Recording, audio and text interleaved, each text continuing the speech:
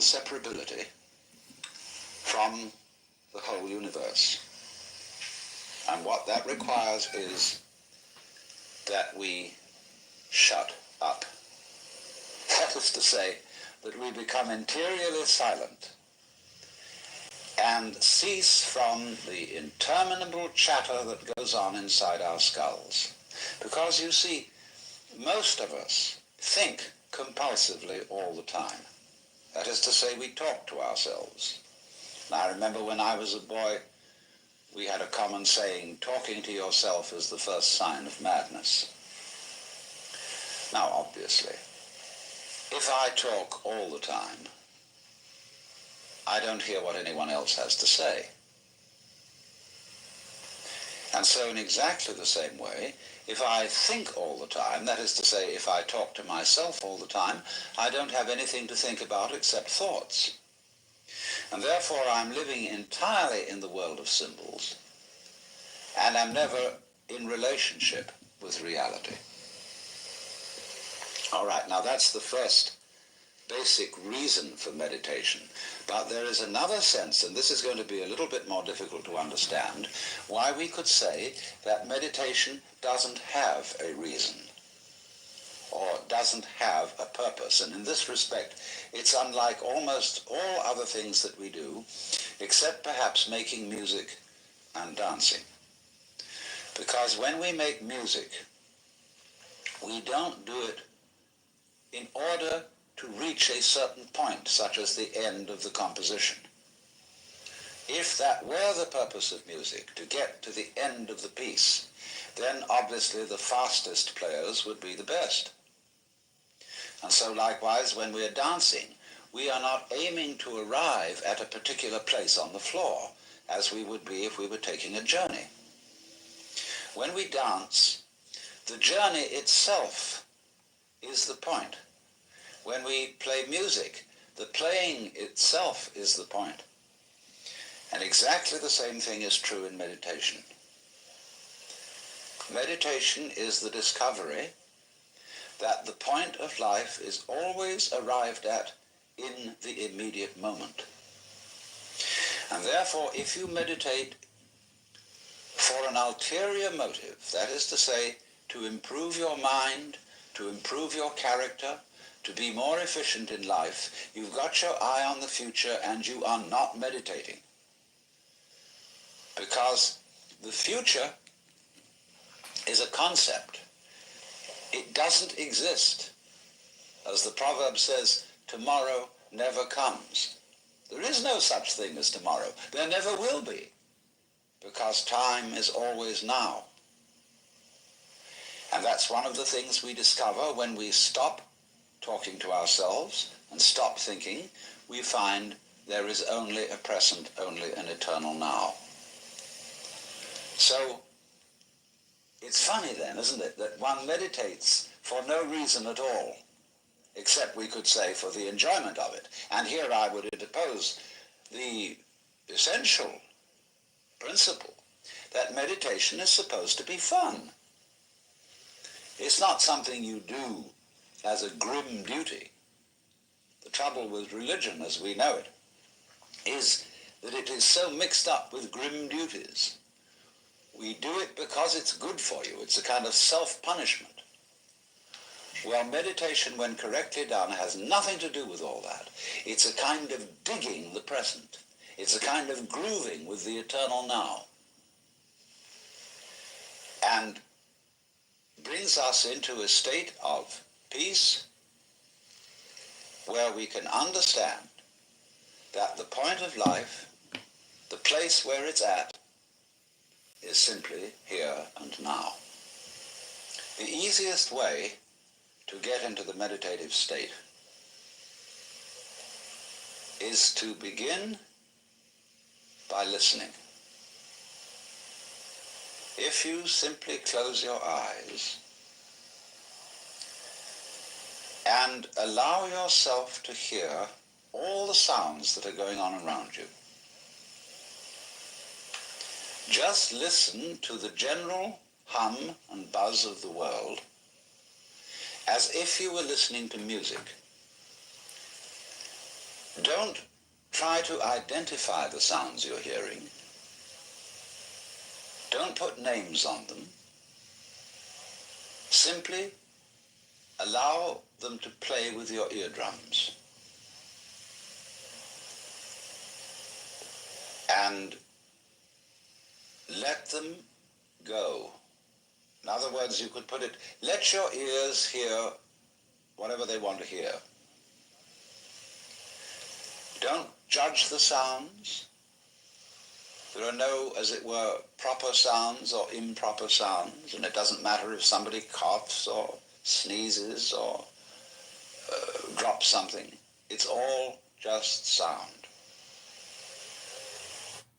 Why did Amazon send me $20,000? Because I use Amazon AI. I'm going to show you a way to potentially make money by pairing Amazon with the power of AI. Coffee, Klotz, Klotches, success, Oldne, God blessings. Is there anything you want to say? Can you hook me up with the AI publishing for free? Yeah. And if I am talking to you right now and you're doing this, I want you to listen to the sound of my voice just as if it were noise. Don't try to make any sense out of what I'm saying, because your brain will take care of that automatically. You don't have to try to understand anything. Just listen to the sound. As you pursue that experiment, you will very naturally find that you can't help naming sounds, identifying them, that you will go on thinking, that is to say, talking to yourself inside your head automatically. But it's important that you don't try to repress those thoughts by forcing them out of your mind, because that will have precisely the same effect as if you were trying to smooth rough water with a flat iron. You're just going to disturb it all the more. What you do is this. As you hear sounds coming up in your head, thoughts, you simply listen to them as part of the general noise going on, just as you would be listening to the sound of my voice, or just as you would be listening to cars going by or to birds chattering outside the window. So look at your own thoughts as just noises. And soon you will find that the so-called outside world and the so-called inside world come together. They are a happening.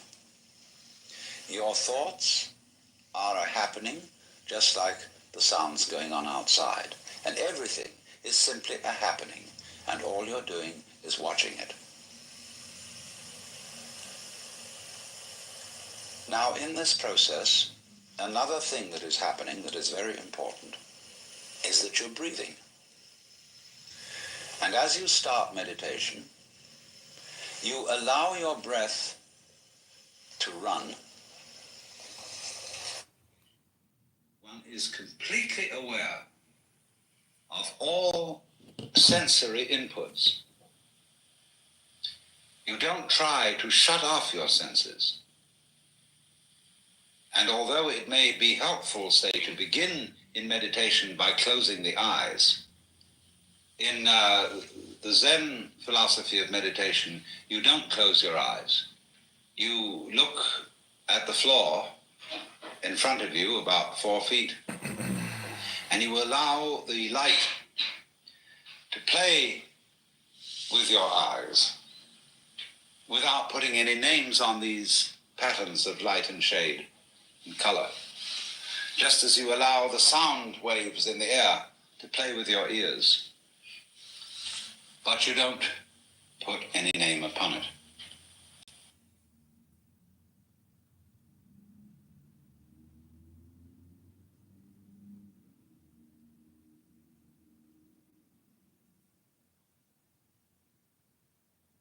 This is the special thing about Buddhism. Everything in Buddhism sounds negative. Let's put it this way. Let's suppose you engage yourself in a relationship with the Buddha. It strikes me more and more that our failure to feel at home in this astonishing brain in which we live is the result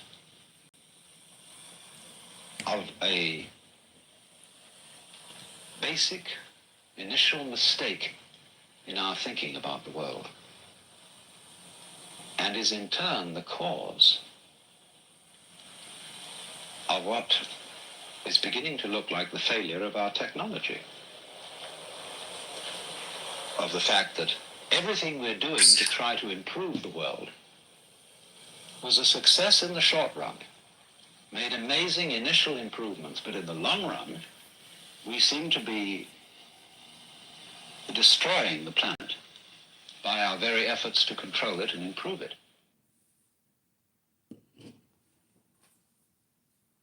Using Robinhood. What are you trying to like figure out my burner account, Danny?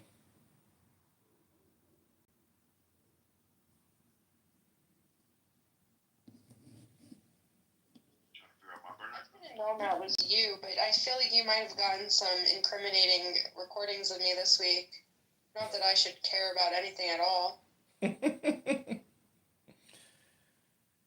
Okay, so I'm gonna play a guided meditation. This is Alan Watts. Hope you enjoy it. Yeah, well, I was convinced that he disappeared or something, and that he knew about this whole idea to, like, digitalize What people seems to and, me like, to be put lacking them into in this, like... our Western religious observances is some sort of social ritual which gives an opportunity for spiritual experience. That is to say, for a transformation of the individual consciousness, so that in one way or another, the individual is able to realize his oneness with the eternal energy behind this universe, which some people call God, and others prefer not to name or to conceive. So what I'm proposing instead of the ordinary kind of religious service is, as I said, a contemplative ritual. And the idea is not to have everybody shaken up and whooping around, but to bring about a state of profound peace. So therefore I should say something in a preliminary way about meditation, or contemplation, as I prefer to call it. Meditation is the act of allowing one's thoughts to cease, is stopping the agitation of thinking. Thinking is talking to yourself. Now, if I talk all the time, I don't hear what anyone else has to say. Consequently, if I talk to myself all the time, I don't have anything to think about except thoughts. There is no interval between thoughts during which I can come into touch with reality, that is to say, the world which thoughts represent, as words represent events, or as money represents wealth. And so if I'm never silent in my head, I'm living in a world of total abstraction, divorced from reality altogether. Reality itself is neither mental nor spiritual, nor any concept that we can have of it. Reality is simply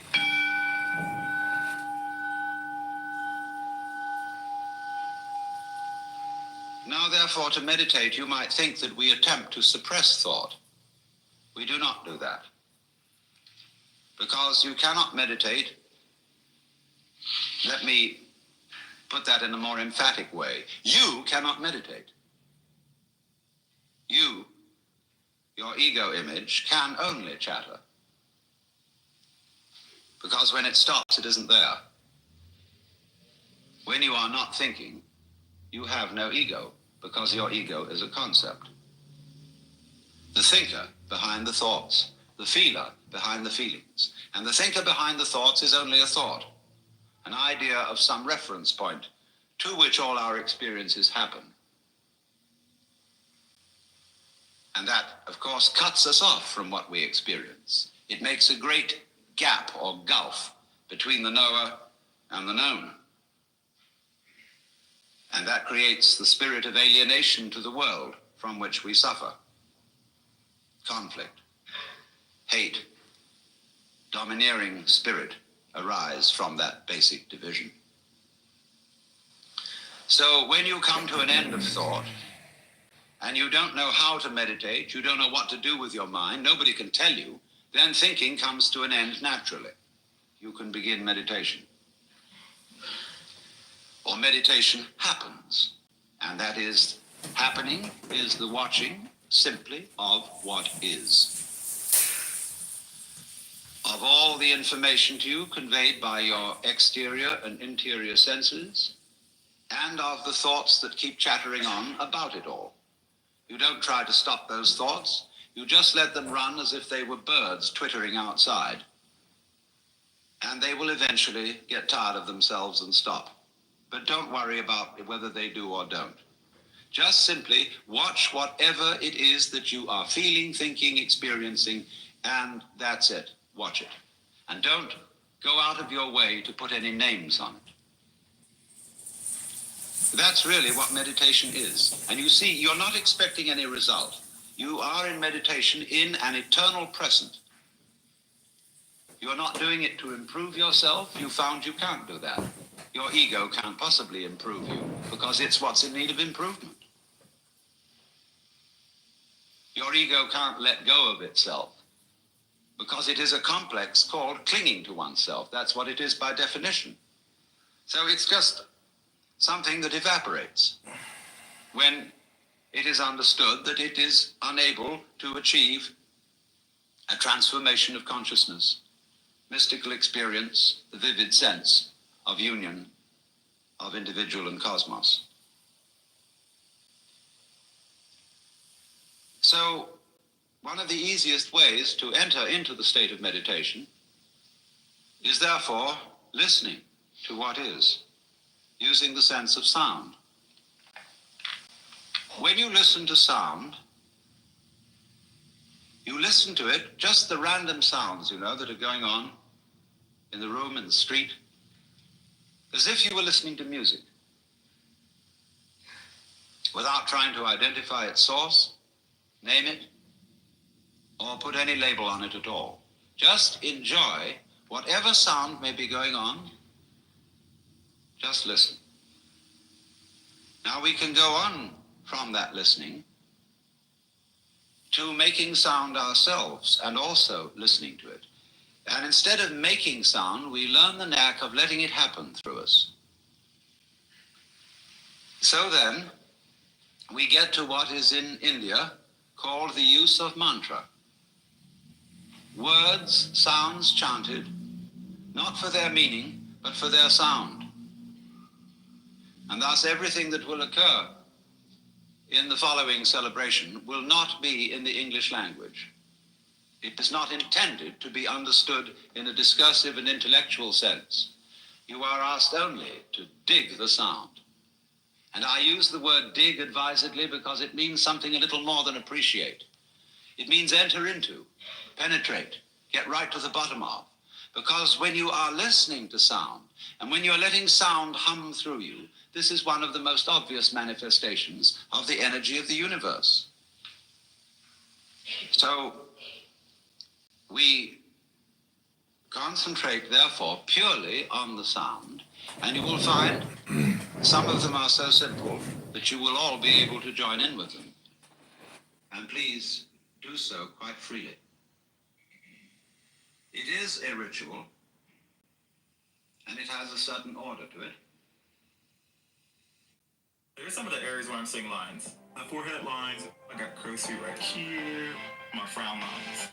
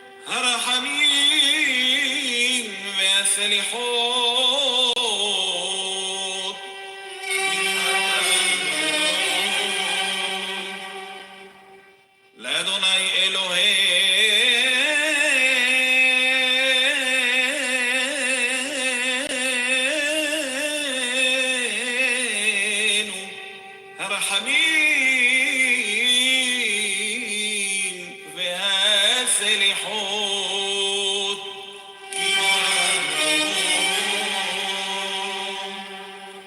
قالنا تشيت علينا حتات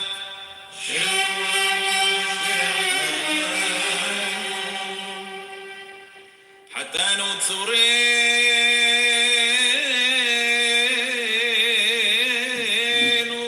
وسلاح لان ويوثرين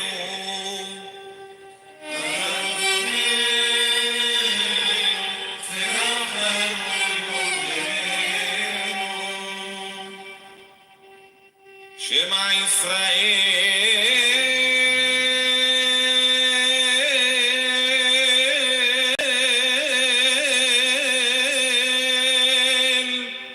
أدوناي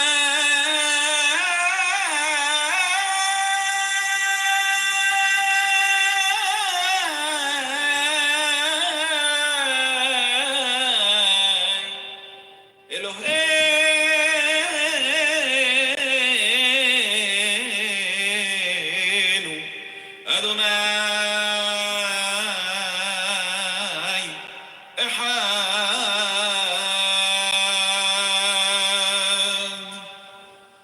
شمع الصليب أدوناي أدوناي إحاد أدوناي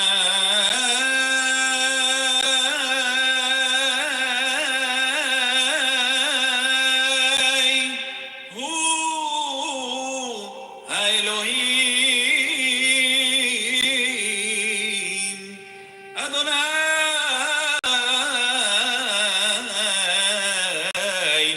هو إلهيم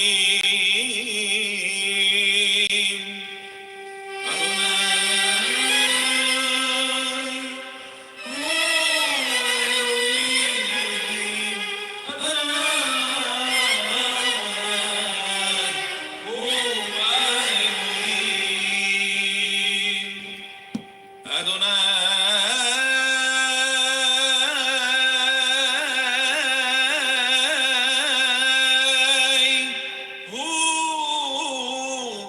إلهيم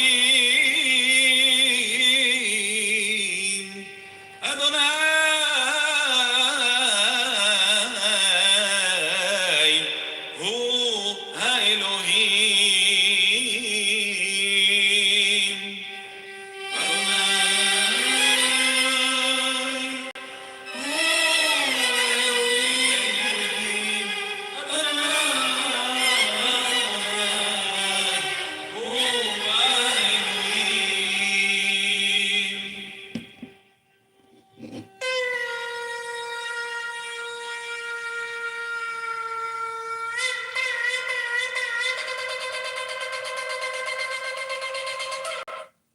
شواذ الخيم مفتري. طبعا عندنا الخيم نحن بالمخيم 3/4 مفتري. من الأولاد من البرد تمرة.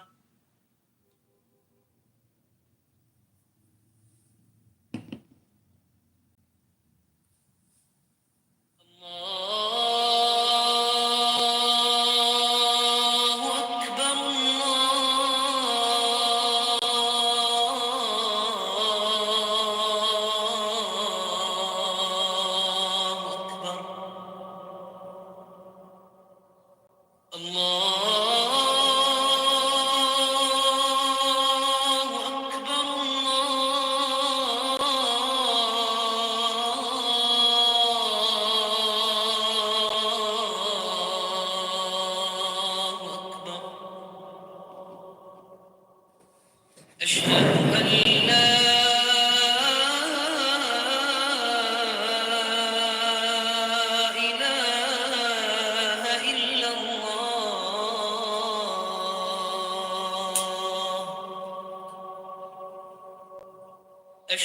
أن لا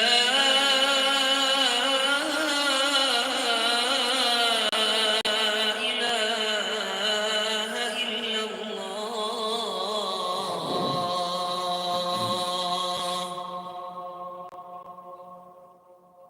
أشهد أن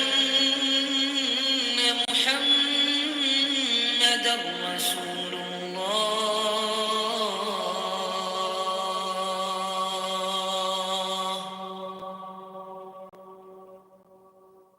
أشهد أن محمدا رسول الله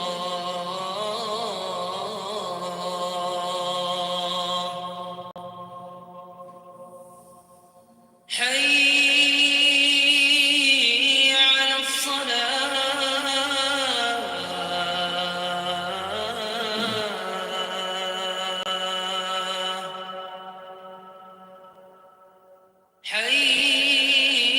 حي على الصلاة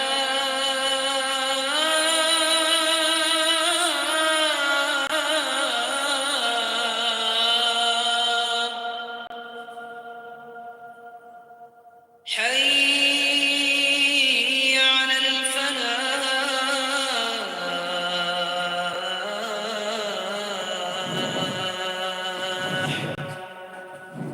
حي على الفلاح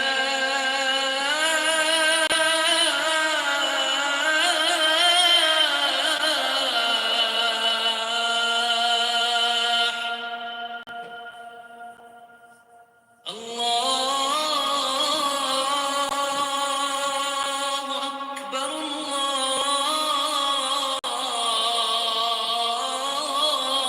الله أكبر لا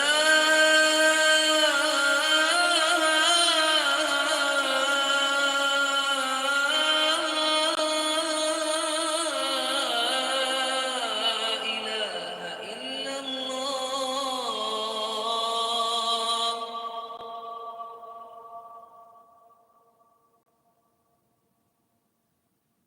With Coinbase, you can trade Bitcoin in 6 easy steps. Create and verify your Coinbase.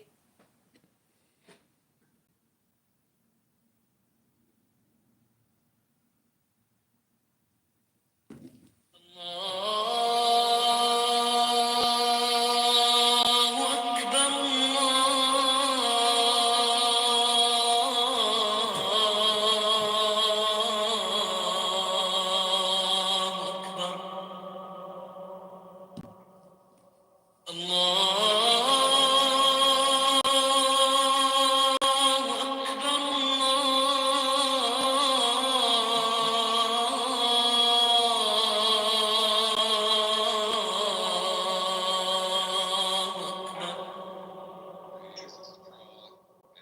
أشهد أن لا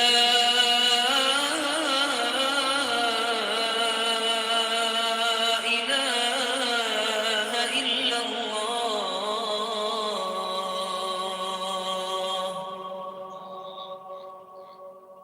أشهد أن لا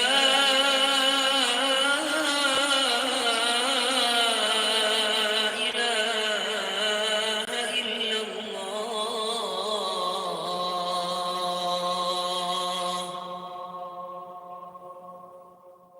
أشهد أن محمدا رسول الله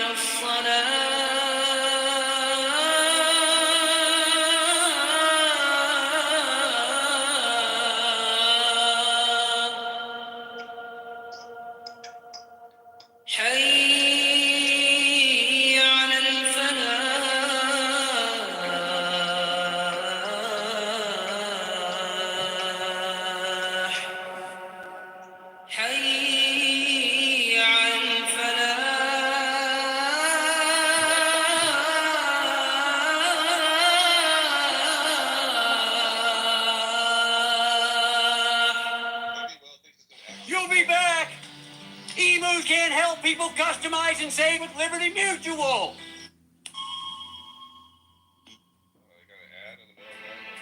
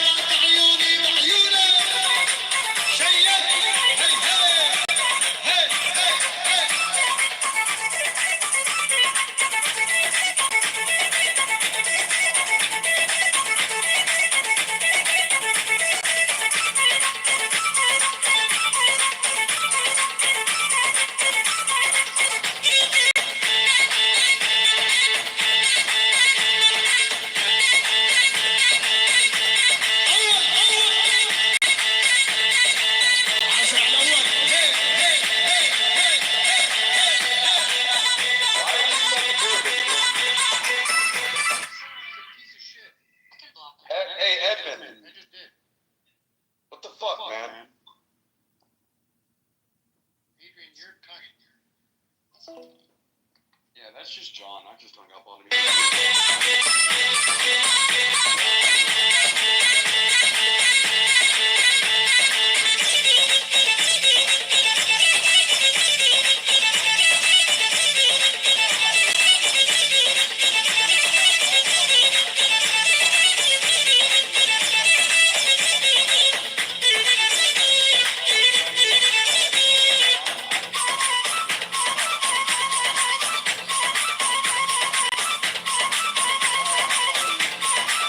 جودك يا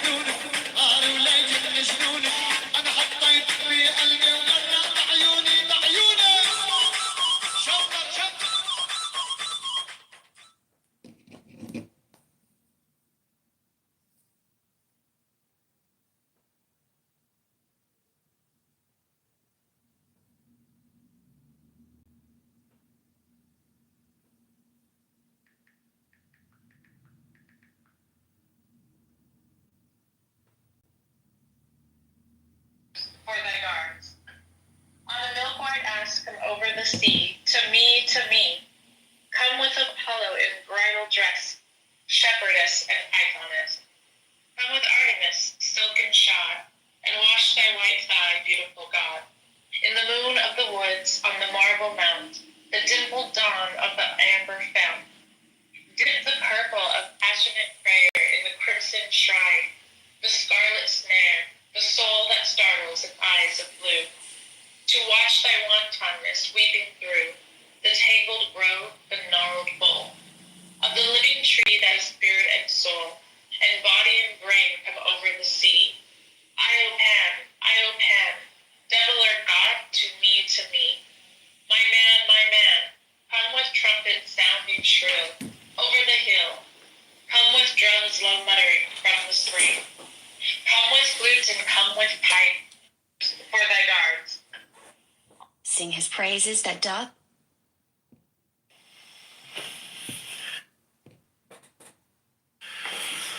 I am Pan, you Pan, you Pan, Pan, Pan. I am thy mate, I am thy man, goat of thy flock. I am gold, I am God, flesh to thy bone, flour to thy rod, with hoofs of steel I race on the rocks. Through solstice stubborn to equinox, and I rave, and I rape, and I rip, and I rend, everlasting world without end, mannequin, maiden, maenad, man, in the might of Pan, Eopan, Eopan, Pan, Pan, Eopan.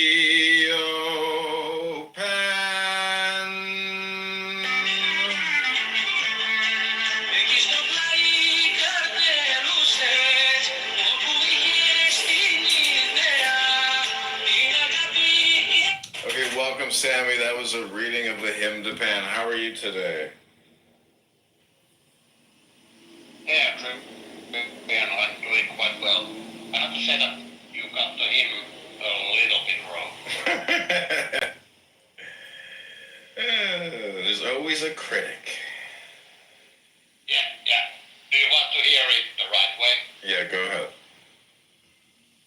Mieleeni minun tekevi, aivoni ajattelevi, lähteäni laulaamaan, sukuvirtaa suoltaamaan.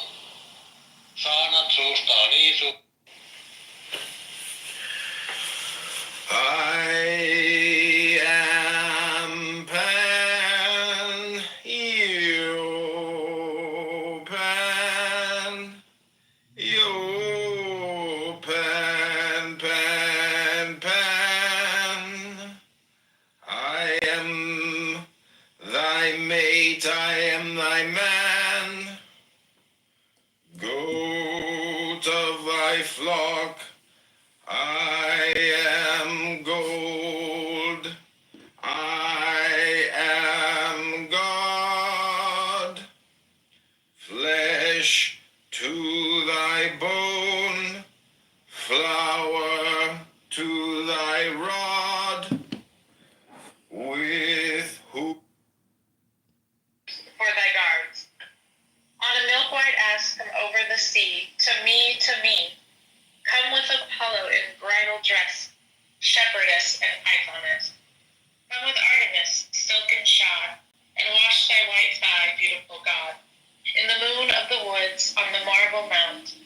dimpled dawn of the amber fountain. Dip the purple of passionate prayer in the crimson shrine, the scarlet snare, the soul that startles in eyes of blue. To watch thy wantonness weeping through the tangled grove, the gnarled bole of the living tree, thy spirit and soul, and body and brain come over the sea. Iopan, Iopan, devil or God, to me, my man, come with trumpet sounding shrill over the hill. Come with drums low muttering from the stream. Come with flute and come with pipe for thy guards. On a milk-white ass come over the sea, to me, come with Apollo in bridal dress, shepherdess and pythoness. Come with Artemis, silken shod, and wash thy white thigh, beautiful God. In the moon of the woods, on the marble mount, the dimpled dawn of the amber fount. Dip the purple of passionate prayer in the crimson shrine, the scarlet snare, the soul that startles in eyes of blue. To watch thy wantonness weeping through the tangled grove, the gnarled bole of the living tree, thy spirit and soul, and body and brain come over the sea. Iopan, devil or God, to me, my man, come with trumpet sounding shrill over the hill. Come with drums low muttering from the stream. Come with flutes and come with pipes for thy guards. On a milk-white ass come over the sea, to me, come with Apollo in bridal dress, shepherdess and pythoness. Come with Artemis, silken shod, and wash thy white thigh, beautiful God. In the moon of the woods, on the marble mount, the dimpled dawn of the amber fount. Dip the purple of passionate prayer in the crimson shrine, the scarlet snare, the soul that startles in eyes of blue. To watch thy wantonness weeping through the tangled grove, the gnarled bole of the living tree, thy spirit and soul, and body and brain come over the sea. Iopan, devil or God, to me, my man, come with trumpet sounding shrill over the hill. Come with drums low muttering from the stream. Come with flutes and come with pipe for thy guards. On a milk-white ass come over the sea, to me, come with Apollo in bridal dress, shepherdess and pythoness. Come with Artemis, silken shod, and wash thy white thigh, beautiful God. In the moon of the woods, on the marble mount, the dimpled dawn of the amber fount. Dip the purple of passionate prayer in the crimson shrine, the scarlet snare, the soul that startles in eyes of blue. To watch thy wantonness weeping through the tangled grove, the gnarled bole of the living tree, thy spirit and soul, and body and brain come over the sea.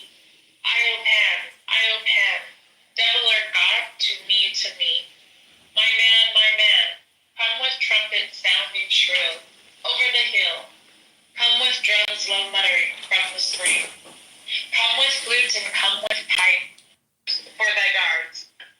On a milk-white ass come over the sea, to me, come with Apollo in bridal dress, shepherdess and pythoness. Come with Artemis, silken shod, and wash thy white thigh, beautiful God.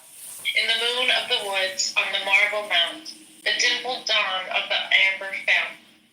Dip the purple of passionate prayer in the crimson shrine, the scarlet snare, the soul that startles in eyes of blue. To watch thy wantonness weeping through the tangled grove, the gnarled bole of the living tree, thy spirit and soul, and body and brain come over the sea. Iopan, devil or God, to me, my man, come with trumpet sounding shrill over the hill. Come with drums low muttering from the stream. Come with flutes and come with pipe for thy guards. On a milk-white ass come over the sea, to me, come with Apollo in bridal dress, shepherdess and pythoness. Come with Artemis, silken shod, and wash thy white thigh, beautiful God. in the moon of the woods on the marble mount, the dimpled dawn of the amber fount. Dip the purple of passionate prayer in the crimson shrine, the scarlet snare, the soul that startles in eyes of blue. To watch thy wantonness weeping through the tangled grove, the gnarled bole of the living tree that is spirit and soul, and body and brain from over the sea. I, O Pan, I, O Pan.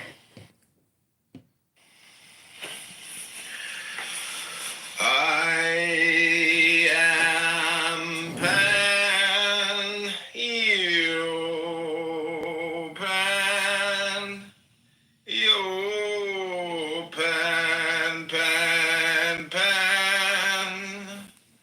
I am thy mate, I am thy man, goat of thy flock.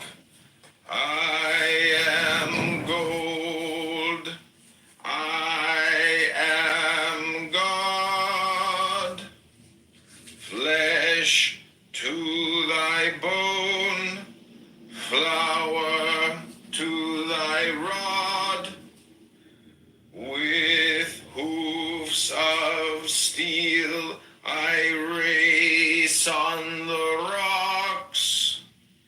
Through solstice stubborn to equinox, and I rave, and I rape, and I rip, and I rend, everlasting world without end, mannequin, maiden, maenad, man, in the might of Pan, Eopan, Eopan, Pan, Pan, Eopan.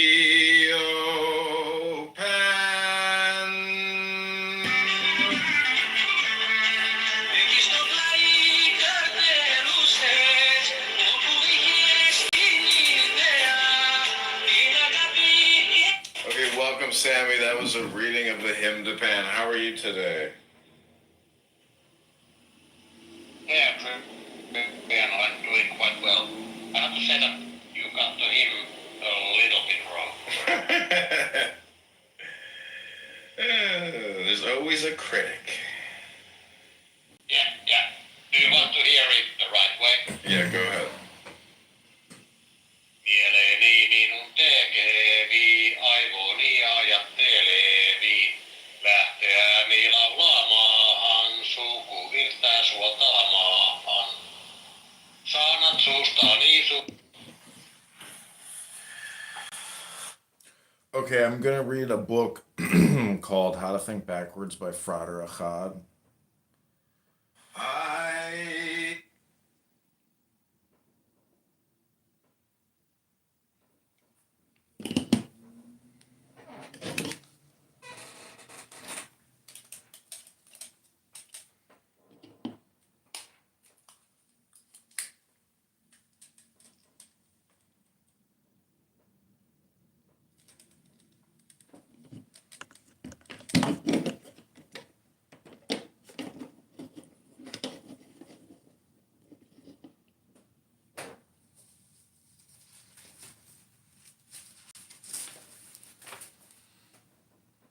This is called Thinking Backwards by Frater Achad.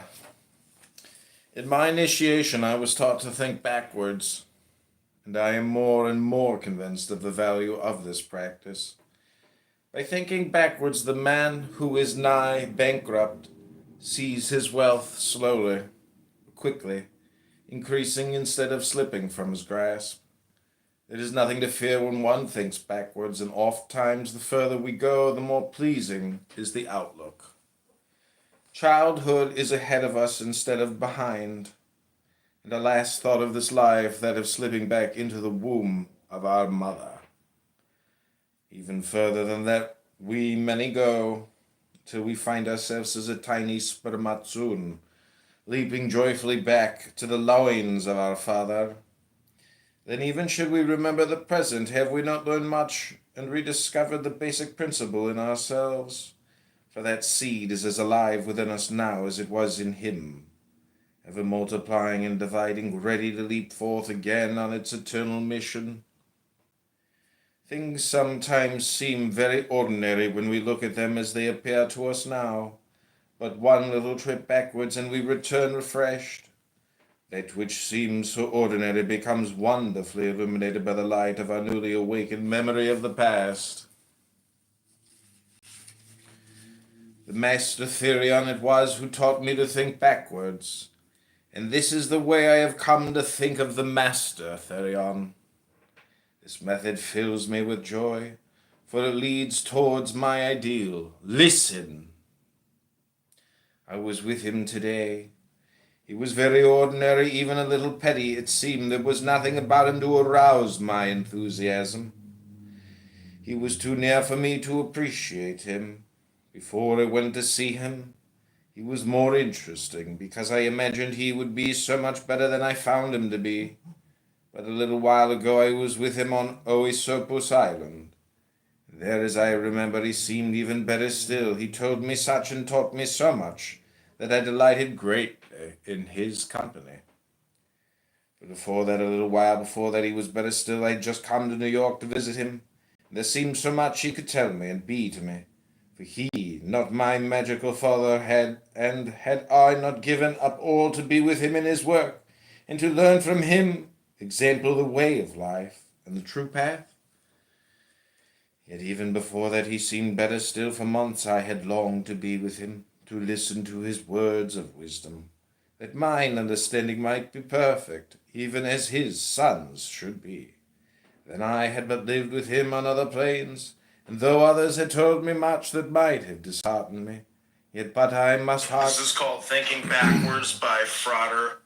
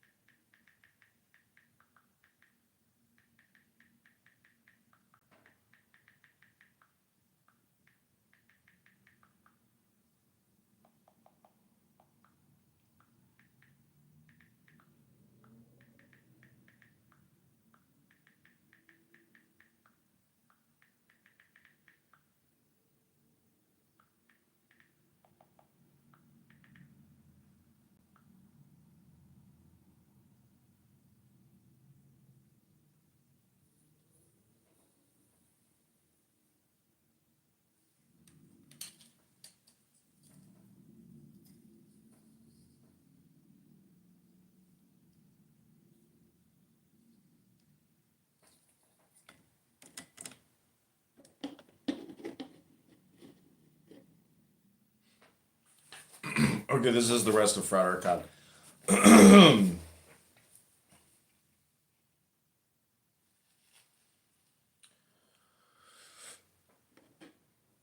Then I had but lived with him on other planes, and though others had told me much that might have disheartened me, yet but I must hark back again. Before that last December, in fact, he seemed very wonderful, even though perhaps I felt that I might find my path led to a place where I must meet him in terrible conflict. For was he not the great magician of the path of Beth? But before that had I not of him as pure wisdom the word of the Aeon, so that his attainment was such a wonderful thing that it affected every living thing? Did I not feel that every thought of his was a word of power, and that every act was a sacrament of utmost purity? And before that, had I not plunged into the abyss to become Nemo, sitting in darkness and sorrow that he might attain fully the great Magus? Had I not before that given him up so that he might be free, because I thought so much of all that he had done for humanity and for me? What a wonderful conception I had of him then! And before that, was he not my master and my dearest treasure? For from him I received the secrets of high magic. Did not his image surpass the stars in my sight? But even before that, had he not come to me in the city of Vancouver in his body of flesh, and appeared so fine and perfect a man that all who met him were delighted in his presence, even in the presence of his body, for that it encased the soul of such wonderful power and brilliance that all was light in his presence? And before that, had he not been to me as Frater Ohm, a mysterious being, one with the great white brotherhood whose nature was but dimly shadowed in my mind, as my highest aspiration, so that the whole power of the deity seemed enshrined in him? Wonder beyond wonder that he might even be the light of the world himself, disguised under the name of Om. And before that, Podarabo, he that shall endure to the end, nameless, almost unknown to me, perhaps, but living for the good of every living thing, even me. Before that I knew him not, he was one with my ideal myself, and now he is my ideal, insofar as I know him not. Today it may be he approaches the infinitely small, yesterday he appeared as the infinitely great, and tomorrow? After thinking it over for another 30 years, I still feel that perhaps this is the best way to view the Master Therion. Achad, May 13th, 1948. Achad, 1918. Triple O. Okay, this has been a reading of Thinking Backwards by Frater Achad.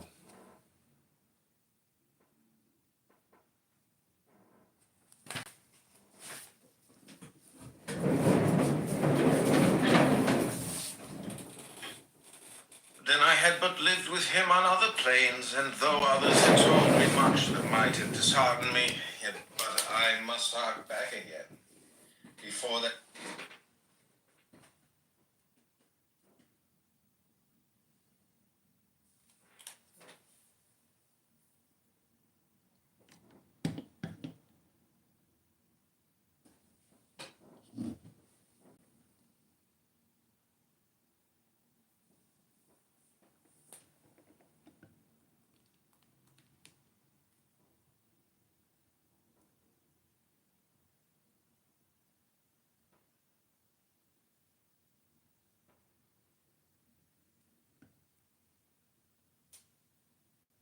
Everybody wants to talk at the same time.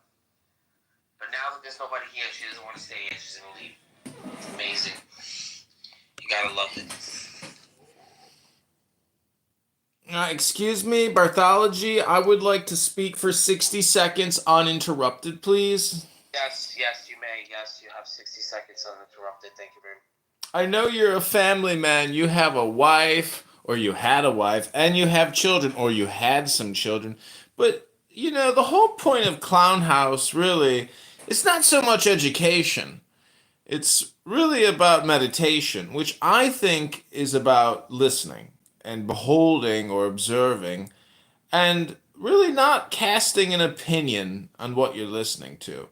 And then you arrive at the immediate point, which is now, which is the real point of life. So if you were to waste another 10 years debating on this app, guess what? You'd still ultimately arrive at the same point, which is now.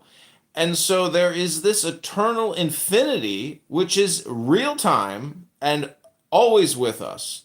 So the problem is what Shakespeare said, which is words, words, words, words times 1,000,000,000. And so it's just an infinite string of words, always bringing you back to the now. And so I guess the point is, if I were to ask you a question and say, Bartholomew, when you were in that hole, so unfairly being prosecuted in a dark pit of despair, did you ever meditate or do chanting or stop thinking and thus shut up and listen and behold the magnificence of the eternal now, which is truly God itself? I am complete. This is AdrianDittman.com. Yeah, that's very interesting. Adrian. Did I have a lot of those moments by myself? Yeah, I did a lot of push-ups. And what I would do is I would do like burpees to exhaust myself so this way I could fall asleep. And that was the best way I dealt with it for the first 2 weeks. And then after that, I had an insomnia trip where I was up for 18 hours and then I couldn't sleep. And then I went through different phases because I did the burpees and the push-ups so much that I was sore and I couldn't move. So I had to stop doing that. And then, it just went through phases. But I eventually had a routine. I eventually just created a routine, and it just made it every day go by. I did think about, what if they forget I'm here?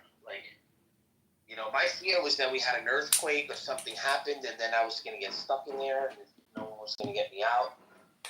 Those kind of nightmares happened. I will say, though, if someone stays in there for a long time, I do see how it can drive somebody crazy. If I was in there for longer, I think, 6 weeks was all right. But, there's guys that have been there for a long time. That's really messed up. So, that's it. That's my hot take. Well, the point is meditation.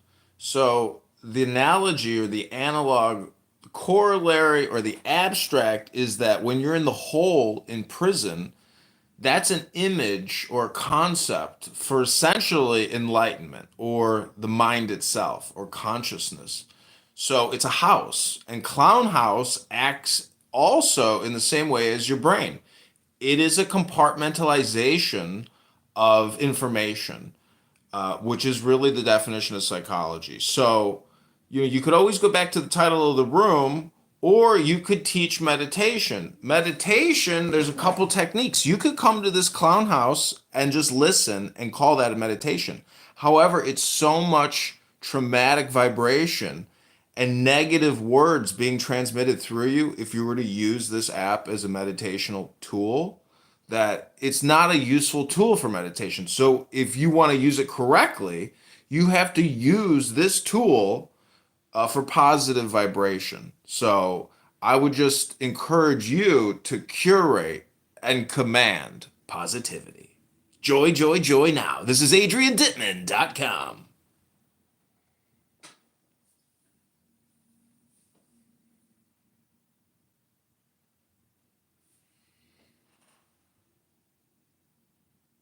That's Adrian. He just wants to be heard. I always love it when he comes by. Appreciate you, Adrian.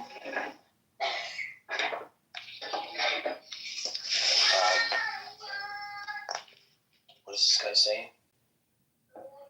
Matthew 27, now Jesus stood before the governor, and the governor questioned him, saying, "Are you the king of the Jews?" And he said,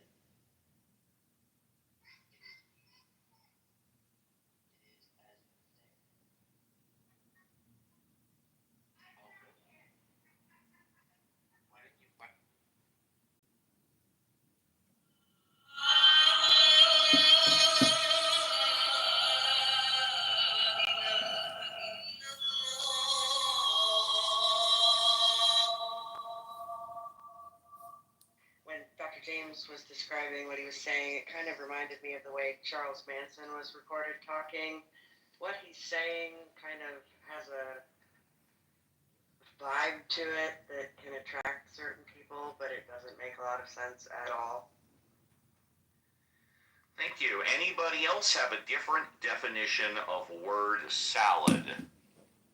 Yeah, basically whenever PMR talks about precept. Yeah. So, repeat that. Repeat that, please. Whenever PMR talks about his presuppositional apologetics, it's word salad. That sounds like a shot rather than a definition. Yeah, first generation. Okay, tell you what, that'll be enough for the definitions of word salad. Dude, would you like to follow up any more on this or anything else? You've got Yeah, some sure. time. So what I heard, I think I could put in two different categories. One, mental illness, what happens to people that are perhaps suffering from mental illness. And then another one, actually three, there was one interesting one there, poetry. I would think that poetics matters, and philosophy. When somebody's able to have like a full apprehension and comprehension of the words that they are using, they're able to string them together poetically. And then the other comments were just people seemingly today have lost the ability to have a comprehension of the meaning of the words that they are using. So it's coming out incoherent, but it might make sense to them. And that might be because of their limited apprehension and comprehension of the language in which they're choosing. The reason why I bring this up is because in the beginning was the word, and just the word logos and what logos actually means. It's, for example, it's basically, here I'll put reason or the rational principle expressed in words and things, argument or justification. So it's just important for anybody speaking or listening to have a understanding of logos and the meaning and comprehension of the words that they are using. I think is very important. I think it was a great comment, Les, and just wanted to dig into it a little further. Thank you. I appreciate that. And before we move on to Elliot and Earth, there is a related word which nobody has brought up, probably because it's related. It arguably is related to word salad, but arguably not. And the word, I hope I'm pronouncing it right, is Schadenfreude. And here is Alan Shore to explain the definition of Schadenfreude, and after that we'll go to Elliot and Earth. Schadenfreude. From the German words Schaden and Freude, damage and joy. It means to take spiteful, malicious delight in the misfortune of others. We used to dismiss this as simply an ugly side of human nature, but it is much, much more than that. Recently, a Stanford professor actually captured Schadenfreude on a brain scan. It's a physiological medical phenomenon. When we see others fall, it sometimes causes a chemical to be released in the dorsal striatum of the brain, which actually causes us to feel pleasure. If you watch the news or read the papers, which of course you don't because the judge said not to, but if you did, you would see the undeniable delicious joy of the media and the public over Kelly Nolan's plight. I have no doubt that you want Kelly Nolan to be punished. She married for money, she had an affair, she carried on naked in the pool with her boyfriend. She's cold, materialistic, unlikable. And it might bring you all pleasure. Then I had but lived with him on other planes, and though others had told me much that might have disheartened me, yet but I must hark back again. Before that last December, in fact, he seemed very wonderful, even though perhaps I felt that I might find my path led to a place where I must meet him in terrible conflict. For was he not the great magician of the path of Beth? But before that had I not of him as pure wisdom the word of What would you like to talk about? Beyond, so that is a tape. Put this in. Elliot going once, Elliot going twice. We'll come back to Elliot. Let's move on to Earth. Good morning, Earth. It's a pleasure to see you on the show. What would you like to talk about? Hi, Steve. Thanks so much for having me here. I just want to say that all communication is hypnosis, and that word salad is like what Shakespeare said. Words, words, words, words, words. And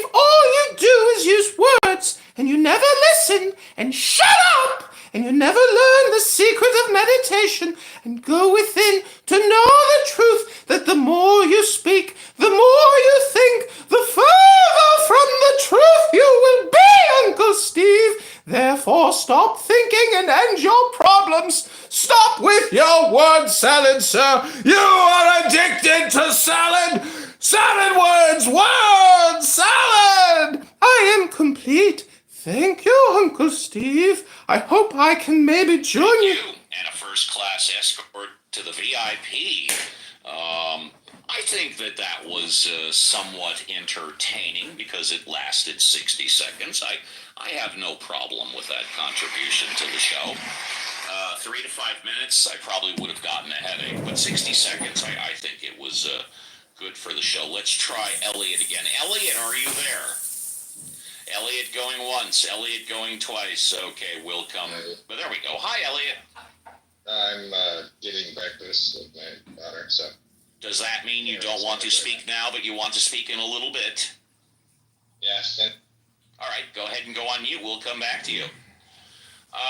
So we've got our mandatory break coming up in about 10 minutes, and then the show will go 1 more hour. So if you're in the audience and you want to come on up, please feel free.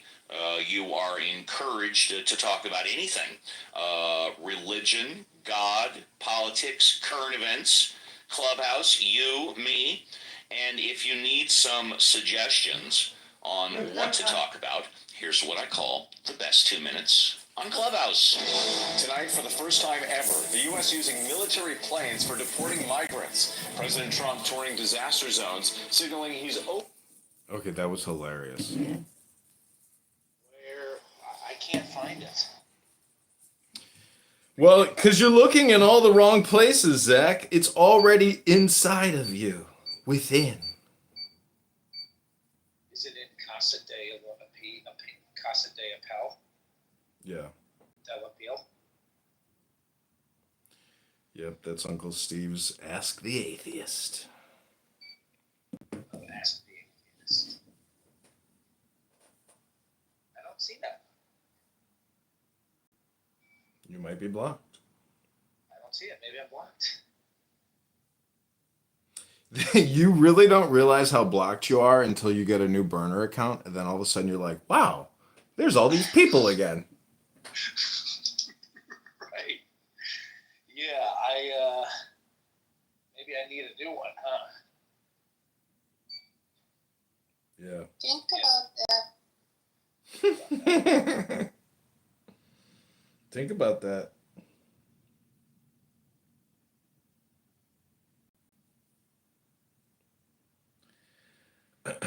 You know, it was so funny when I was just on the Uncle Steve show. It was like, as soon as I started talking, everybody just like flipped out and it was like, that's Edmund! Stop him! Kick him!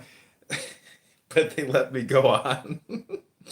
And I think what I said was, you know, actually very important, which is really meditation. So I've been spending a lot of time listening to meditation, the guided meditations, which is essentially hypnosis.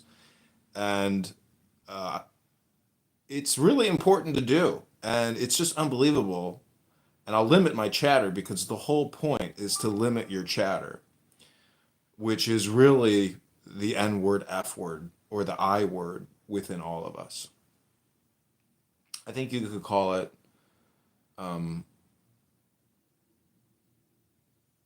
what did I just say? N word, F word. Anyways, I was going to try to create an acronym.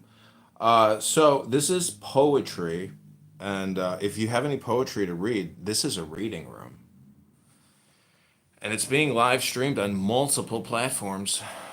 And last night we had a breakthrough. We actually had 1,000 people watching us on live stream, which was kind of incredible. Wow, really? That's amazing. Yeah. Congratulations. I mean, I wasn't here. I was sleeping.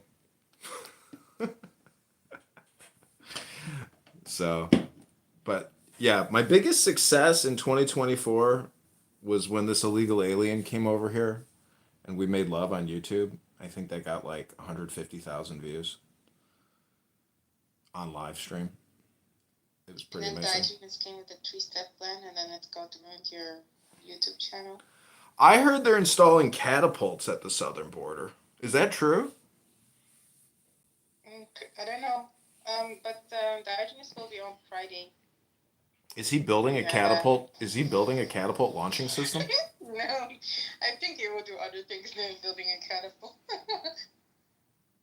You have two choices. You can be shot in the face, or you can be launched with a catapult. Which one are you going to choose? I'll go with the catapult, sir.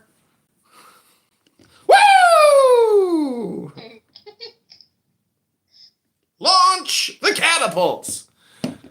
Have you heard about the story of Abraham being put on a catapult, and then he was sent to fire, and then while he was about to run in the fire, the coal turned into black fishes, and the fire turned into water. Yeah, And until today, there's still a pool with black fishes swimming around. think about that. You don't believe me? No, that's all. That's a lot of metaphor there, but it's awesome. I mean, thanks for sharing Let me it. find the source for you. Listen, That's one of my favorite stories. anybody who is in love with Diogenes Spooners needs to like get a selfie of him, and like examine his pores on his nose and think about that. Hi, Plural. Welcome to the Alan Watts Being in the Way room. Also, Go Within room, as well as the Poetry Reading room. We're limiting all irascible communication this morning because time is brief and we don't have time to talk with fatties or skinnies, as I like to call them. Fatties or skinnies. So go within and know that the more you think, the more you speak, the further from the truth you're going to get. Stop thinking, Abby, and end your problems. As you too, Zach. Stop thinking and end your problems. So stop thinking about that, okay, and end your problems. That's what I'm trying to say. Thank you very little, Abby. Plural, do you want to say anything? For somebody who's a neurologist, you sure, you need you need a lobotomy, fatty. Do you know how to shut up and listen? I bet you don't. No. I bet you I'm a don't. woman. You're a what? A woman, you have to make me shut up. Think about that, fatty. Okay, Plural, Okay, do you read the shut up? Shut up. Do you ever shut up, Abby? Think about that. Do you even know how to meditate, fatty? Abby, think about that, fatty. Shut up. You're not listening. Shh. Okay, Monica. Ugh. I have to get in my Honda Civic and drive to work, okay? Don't Shut up! say silence, please. Shut up, Abby. Silence. Silence, please. I think that's actually like the silver bell way to like politely organize in the house. Silence, please. Ding, ding, ding, ding, ding, ding, ding, ding, ding. If I had a family, I would use a bell. I would actually Pavlovian dog train my family with a bell. Ding, ding, ding. Like, it's just obvious that we are sound-based, organisms. And as sound-based organisms, if you figure that out, you realize very quickly that you can manipulate through sound. So it is, if you can reverse engineer sound engineering, you can reverse engineer your life in many ways. Something to think about. Think about. So I did read an interesting book this morning. It's called How to Think Backwards. And it's very interesting. It's only 6 minutes long. It's uploading to YouTube right now. And I'm just here to share the good news with you that you are all so close to flying. And that's the whole thing, is everybody has the same enlightenment. But if you really understand enlightenment, you would know that life is joy. And the saying is, the universe is complete and total random chance. Therefore, life is absolutely joy. So if you were to really run the numbers, it is so, the improbability of your existence is so high that to be alive is joy. And so when you realize that, you will realize that if you have any difficulties in life, it's your own fault, because I just shared with you the good news. The secret is out. So anyways, that's the philosophy. And it all just deals with love. agape, thelema in Greek, or action, which is will, which is God, which is go do. Go forward and do backwards. That's the secret of God. I figured it out. This is all philosophy and poetry. That's good. Did you make that up? No, I didn't make it up. I mean, I've read enough books to where I'm able to figure this out just by looking at the root word itself. So yeah, that's the secret meaning, in my opinion, of God, based off of philosophy or love and joy, or Kabbalah. You could say basically linguistics. So. I went to this rabbi, I made tzedakah once, and I was like crying. I'm like, I'm so depressed. He's like, John, you got to go home and be productive. So he was telling me to go do God, to go do, to just be in action and to shut up, because chronic thinking is the problem and automatic thinking is the problem. Because your mind can pretty much optimize. And so the whole point also of meditation and philosophy is always to be in the now. That the whole purpose of life, it's not about your memories, it's about being in the moment, which is the present now, which is technically the eternity and the infinity, because what it says is there's no future, it's just conceptual. And so the whole point of life is to be in the moment. And if you really are in the moment, what you're doing is organizing, and therefore you're affecting the future. So if you want to change the abstract concept known as the future, it's best to be in the now, because if you're optimizing now, your future is going to be better, because what you're really doing is organizing against entropy. And this is my understanding of the word God. Go do. If you do that, your future is going to be better than if you don't go do. So study the wisdom of God, hypnotize and meditate on the wisdom of God, and it will help you optimize your go-do, because you won't be pulled into the abstract bullshit word hypnosis of these stupid rooms in this stupid app. And this stupid app is just a microcosm of all the other bigger, stupider apps that will just hypnotize you and prevent you from going to do. So this is the value of meditation, which frees you from the hypnosis. And if you're doing good meditation hypnosis work, what you're really doing is dehypnotizing yourself from all the communication hypnosis which is out there, because you're present in the moment. You're more aware. You have been enlightened or lightened of the words. So if in the beginning the word was, the creator or the logos, prior to the word's manifestation, it was silence. So silence brings you to the now, which is the reservoir of all available opportunities. And it's really just a big communication hypnosis game after that. That's my understanding. So that's my philosophy rant for the day. Think about that. And shut up, fatty! I'm not fat. You say it like a fat person. Projection? Well, I'm feeling pretty good, but I will say, I didn't have time to do any sit-ups yesterday. You can call me fatty. My gym is closing. I can't believe it, but they're closing the gym February 21st. Like, they're shutting the facility down. Why? Because they're selling the property. Oh, what are you gonna do now? I don't know. There's other gyms available, but this one's the closest one. So it's like, now I got to go drive further. It's not the end of the world, but it is what it is. I'm just like, shocked. I'm like, and that's just my gym. Imagine being in like a loving, committed relationship, being married for 10 years in absolute bliss. Then your wife divorces you and takes half of all your money, leaves you with nothing but despair and depression. Where will you be then? Where will you be? If you don't have Torah, what will you have? So that's also the other secret about wisdom and Torah, is terrible things are coming.